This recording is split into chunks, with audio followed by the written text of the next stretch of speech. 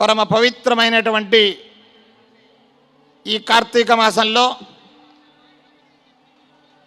కైలాస వేదికగా ఏర్పరిచినటువంటి ఈ కోటి దీపోత్సవ భక్తి ఈ వేదిక పైన ఈరోజు ఎన్నప్పుడూ లేనటువంటి విశిష్టమైనటువంటి కార్యక్రమం ఈరోజు ఇక్కడ జరిగింది.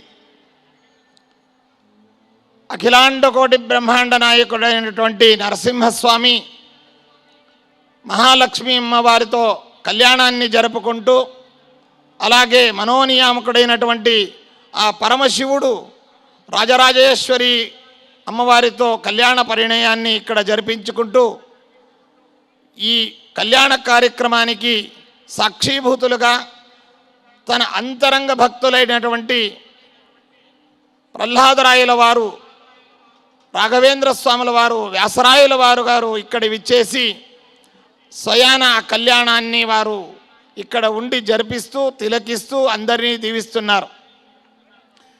ఇలాంటి పరమ పవిత్రమైనటువంటి సన్నివేశం దాదాపుగా మనకు ఎక్కడ కూడా దొరకనటువంటి సన్నివేశం.